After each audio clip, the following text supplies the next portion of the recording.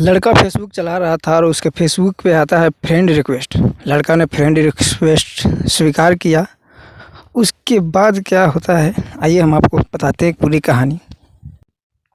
आजकल मोबाइल हर किसी के पास होने लगा है। हर बच्चे के हाथ में मोबाइल फ़ोन होते हैं और सबके मोबाइल में व्हाट्सएप फेसबुक तो होता ही है। हर कोई आजकल ज़्यादा टाइम अपने फेसबुक और व्हाट्सएप पे बिताता है। वैसे ही एक लड़का आफ्ताब नाम का था जो फेसबुक चला रहा था और फ़ोटो वीडियो को ऊपर नीचे स्क्रॉल करके देखे जा रहा था। तभी आता है एक फ्रेंड रिक्वेस्ट सकीना नाम के। आफ्ताब ने उस फ्रेंड रिक्वेस्ट को स्वीकार किया, उसको कन्फर्म कर दिया और सकीना उसकी फ्रेंड बन गई। उस दिन तो पहला दिन था, उस दिन तो कुछ नहीं हुआ, लेकिन उसके अगले ही दिन सकीना ने एक अपने फेसबुक पे फ़ोटो अपलोड करती है, जिस फ़ोटो को आफ्ताब देखता है और उस सकीना के फ़ोटो को देखते ही आफ्ताब ने लाइक भी कर दिया और साथ में कमेंट भी किया, बहुत सुंदर फ़ोटो।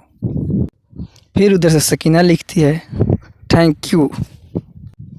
फिर उसके बाद जब भी सकीना फ़ोटो अपलोड करती थी फेसबुक पे तो उसे आफ्ताब देखता था और देखने के बाद लाइक और कमेंट ज़रूर करता था।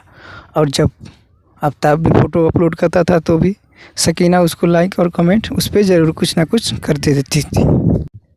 ऐसे करके दोनों अच्छे दोस्त बन चुके थे। बस कुछ दिन के बाद है, फिर एक दिन दोनों अचानक एक साथ फेसबुक पे एक्टिव हो गए। उसके बाद चैट शुरू होने लगा दोनों के बीच और चैट थोड़ी देर हुआ। उसके बाद आफ्ताब लिखता है आई लव यू सकीना। फिर इस चैट को उधर से कोई रिप्लाई नहीं आता है, सकीना कोई रिप्लाई नहीं देती है। उसके अगले दिन फिर से आफ्ताब एक कमेंट करता है कि आपने मेरे कमेंट को रिप्लाई नहीं दिया।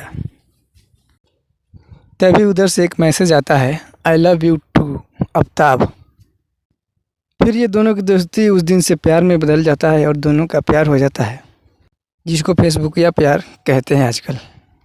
फिर उस दिन के बाद एक भी दिन ऐसा नहीं गया जिस दिन इन दोनों का चैट ना होता हो और फेसबुक पे दोनों वीडियो कॉल बातें भी करने लगे। बस ऐसे ही एक दिन सकीना कहती है कि हम लोग कब तक फेसबुक पे चैट और कॉलिंग बात करते रहेंगे, हम लोग कभी मिलेंगे भी या नहीं। तो आफ्ताब कहता है क्यों नहीं, हम दोनों ज़रूर मिलेंगे और हम मिलने के लिए बहुत बेताब हैं। और आफ्ताब कहता है बस तुम अपना फुल एड्रेस मुझे भेजो, मैं अभी आता हूँ आपसे मिलने के लिए। फिर उधर से सकीना का पूरा एड्रेस आता है डिटेल में। उसको देखने के बाद ये पता चलता है कि सकीना पाकिस्तान की है और ये जो आफ्ताब लड़का था ये इंडिया का था। ये सारा कुछ जानने के बाद भी आफ्ताब हिम्मत नहीं हारता है और कहता है कि मैं तुमसे मिलने ज़रूर आऊँगा। फिर आफ्ताब अपना पासपोर्ट वगैरह बनवाने के बाद पाकिस्तान जाने के लिए वीज़ा लगाने जाता है, लेकिन उसको वीज़ा नहीं मिलता है क्योंकि वो इंडिया का इंसान था। लाख कोशिश करने के बाद भी उसको पाकिस्तान जाने का वीज़ा नहीं मिलता है। फिर वो लड़का चाइना के लिए वीज़ा लगाता है और चाइना के लिए वीज़ा उसको मिल जाती है और वो चाइना चला जाता है। चाइना जाने के बाद फिर वो चाइना से पाकिस्तान को वीज़ा लगाता है और वो पाकिस्तान चला जाता है। पाकिस्तान जाने के बाद उसकी पूरी चेकिंग होती है, लेकिन आफ्ताब ने अपना पूरा आईडी चाइना का बनवा रखा था, इसलिए उसको कोई रुकावट नहीं आती है और वो आगे बढ़ जाता है। फिर उस लड़की से वो चैट करता है और उस लड़की से उसका लोकेशन मांगता है। लोकेशन मांगने के बाद उसने बताया कि वहाँ से रेलवे ट्रेन पकड़ो और सीधा बस कुछ ही दूर है, आ जाओ। लड़की ने अपने गांव का नाम भी बता दिया था। आफ्ताब ने बस थोड़ा दूर गया, उसको रेलवे स्टेशन दिखा, वहाँ पे ट्रेन पकड़ा। जब ट्रेन में वो बैठा तो उससे 2-4 लोग मिले, उसी के उम्र के थे वो लोग। कुछ बातें हुई, फिर वो चारों फ्रेंड हो गए। फिर वो चारों पूछते हैं इनसे कि तुम कहाँ उतरोगे, तो इसने बताता है और तभी वो लोग चारों कहते हैं कि हमें भी वहीं पे उतरना है, चलो हमारे साथ। फिर कुछ ही देर के बाद उनका रेलवे स्टेशन आ जाता है और वहाँ पे वो चारों उतर जाते हैं उनके साथ। आफ्ताब भी उतर जाता है।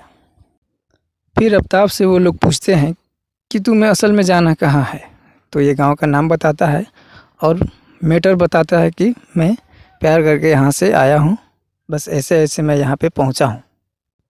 फिर वो चारों एक दूसरे को देखने लगे और थोड़ी देर रुकने के बाद वो लोग कहते हैं तो चलो हमारे साथ ही हम तुम्हें वहाँ उस गांव तक छोड़ देते हैं। फिर आफ्ताब को और भी आसान हो गया, इसने सोचा कि चलो इन्हीं के साथ मैं चला जाता हूँ। कुछ देर तो उनके साथ चला। फिर वो लोग कहते हैं कि अब तुम्हारा रास्ता यहाँ से है, वो अलग गांव जो दिख रहा है वही गांव है, तुम वहाँ चले जाओ, अब हमारा रास्ता अलग हो गया, हम इधर जा रहे हैं। अब वहाँ से आफ्ताब अकेला चल दिया उस गांव की ओर। बस कुछ ही दूर गया तब तक पता चला पीछे से पुलिस आ गई और पुलिस के साथ वो चारों लोग थे जो उनके साथ उस वहाँ तक लाए थे। उन चारों ने जाके पुलिस स्टेशन में बता दिया था कि ये हिंदुस्तानी लड़का है और ये किसी लड़की से मिलने के लिए यहाँ पे आया है। अब पता नहीं मिलने आया है या बहाने बना के आ रहा है, इनको जल्दी से पुलिस थाने ले चलो।